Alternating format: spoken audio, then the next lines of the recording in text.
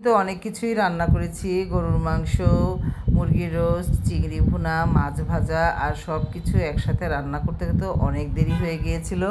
আর এই যে আলুটা সিদ্ধ করতে দিয়েছিলাম, সেটা সিদ্ধ হয়ে যাওয়ার পর আর আলুটা ছিলে আলুর চপ বানানো হবে, এর জন্য সবগুলো আলু ছিলে নেওয়া হচ্ছে। আর এদিক দিয়ে চিংড়ি ভুনাটা কিন্তু একটু পানি দিয়ে মানে বসিয়ে দেওয়া হয়েছে, ভুনা করে পানি দিয়ে, বাস একটু আরও 10 মিনিট পরে যখন ঝোলটা শুকিয়ে যাবে তখনই নামিয়ে দেওয়া হবে। আর এই চিংড়ি ভুনাটা খেতে অনেক মজার হয়েছিল।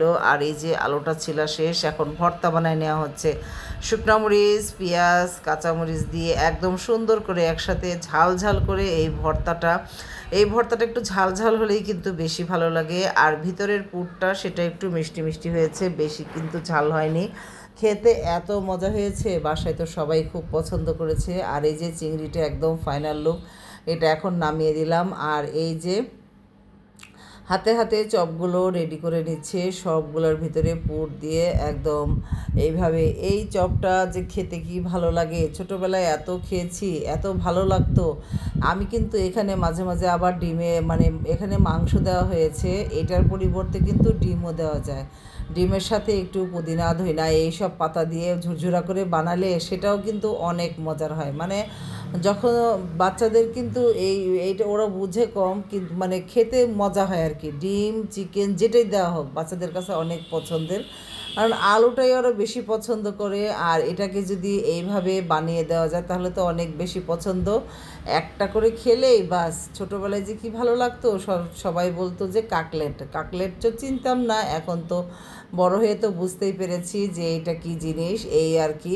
আর এই খাবারটা যে এত মজা, মানে এই ছোটোবেলা থেকে আমাদের কাছে জনপ্রিয়, এখন যারা ছোট আছে তাদের কাছেও, মানে সব সময়ই সব বয়সী মানুষদেরই খুব প্রিয়।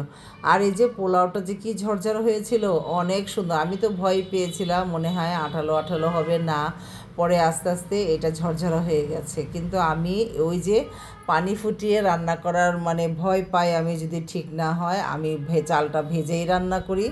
আর এই যে চপগুলো দেখেন কত বড় বড় হয়েছে। আর এগুলোতে একটু ব্রেড ক্রাম মিশিয়ে বাস তারপরে এই যে তেলে ভাজা হচ্ছে আর কি।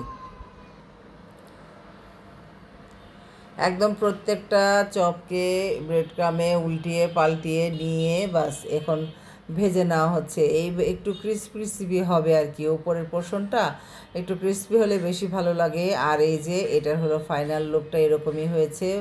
ভাজা হচ্ছে আর উঠিয়ে উঠিয়ে এই যে পরিবেশনের জন্য রেডি করা হয়েছে। সব খাবার একদম রেডি, এখন পরিবেশন। এই যে ছিল গরুর মাংস, মুরগির রোস্ট, চিংড়ি ভুনা, ওই যে পোলাও, আর এই যে শসা লেবু কাটা হয়েছে, আর চপটাও পরিবেশন। এখন আমরা সব